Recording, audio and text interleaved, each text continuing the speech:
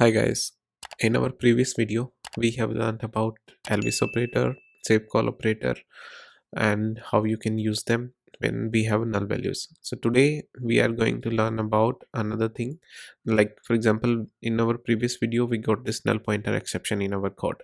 So what it does is it breaks our application and it stops the operations which we were it stops our operation or program, you can say, which we were performing.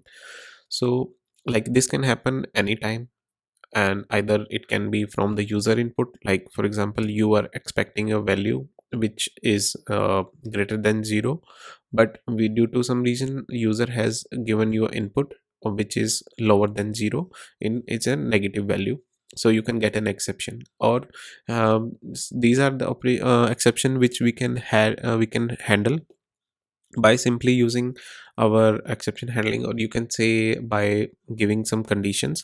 But there are some cases, for example, in our JVM or throughout your application or due to OS, there is an exception which can come and you can't handle those. So that's for those, like you can't handle them in a nice way. For those we have the exception handling concept in our Kotlin or Java. So let's get started. To handle these things, what we have is try catch, and we have finallys. Or also if you want to throw an exception, we can throw it using the throws keyword exception. Let's create a file, exception example, and let's create a file. So again, let's declare a main function. Yeah, so to show you like how we can get an exception, we can get another like exception. Like for example, we have in our previous null pointer exception. Let's create an array which will be array of and give it a values like 1 2 3 and like this. And what if we want to print an array, and let's try to get the value which is not in it. So let's try a value at sixth position, it's an array. So when I'm going to run it, you will see it is going to give an exception which is of array index out of bound exception. That means the index which we are trying to get, index 6 out of bound of for length 3, that is an array index out of bound exception. So to these cases, we how we can handle in our program that, so that for example, if I am having another line, I am next, and if you have a program which you are performing, so if you haven't handled the exceptions properly, your next line is not going to execute, your program will break and your application will stop. So we need to handle these things. So for this we have try, catch, and finally in Kotlin. So let's see how we can do it. So how you can write it, basically you always have to write try. For with try, the one thing is that you always have to write it with catch, and in this we can define the exception like this, and after exception we can say finally. So in try block we always write the code which we are writing the code, so that if there is a possibility where we can get an exception. So when you get an exception in try block, then you are going to handle it, you can catch that exception in this catch block. And finally is the statement where you say like either you get an exception or not, but I'm going to perform this operation. Finally, I'm going to perform it, either you get an exception or you don't get an exception. So let's try here. We have given this print statement, and in exception let's print. We can say this is the user, we the information which we want to give the user. I am I here, like please check, we can say please check the index, right?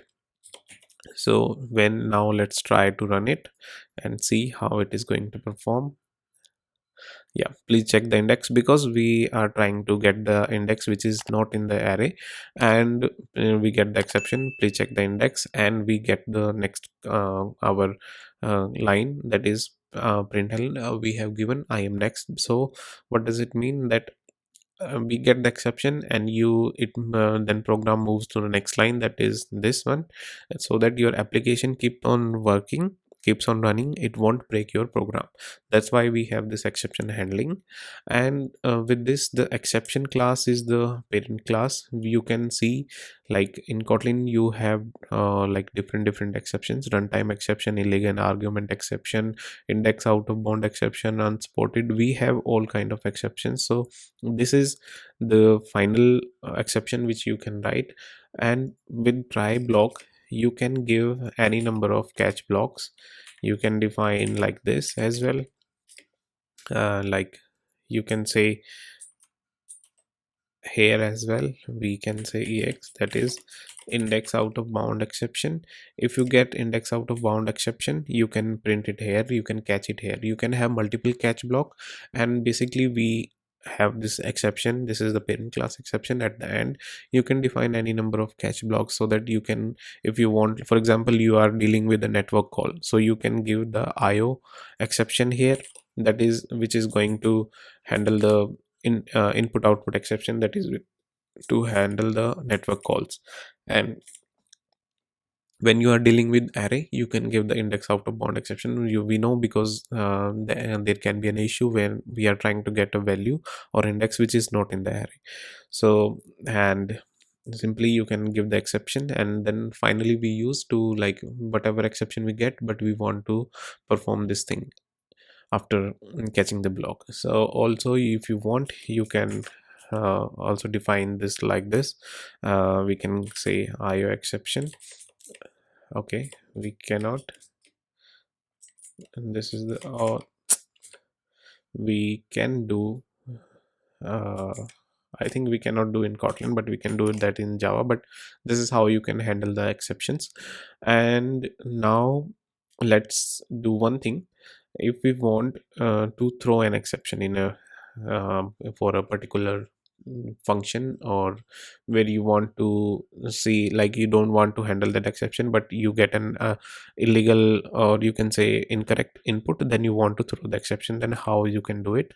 For this, let's just create a function abc, and which is taking an input of number, that is an int. And in this, what we are doing, if we found number, like we are expecting a number which is greater than 0 always, but what if a user sent you an input which is like greater less than 0? If it is greater than 0, print, we can say print ln I am correct number,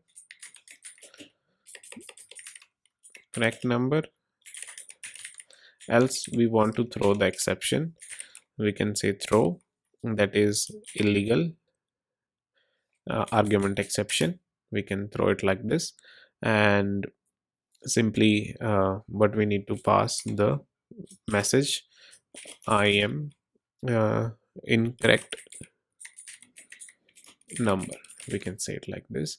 And to call this, let's try abc and pass once we let me pass it like this 8, and abc, sorry, abc, let's pass -2 and run it. You will see, like, it is going to throw an illegal argument exception. Yeah, first when we pass the 8, that is I am correct number, then it is pass the illegal argument exception, I am an incorrect number. So guys, this is how you can do the exception handling, or you can throw an exception in Kotlin basically. So this is all about exception handling in Kotlin, guys. You will learn more about it when you are going to perform functions and you are going to deep dive in Kotlin. So that's all for today. See you in the next video. Till then, guys, keep do like, comment, and subscribe. Cheers. Keep learning. Bye.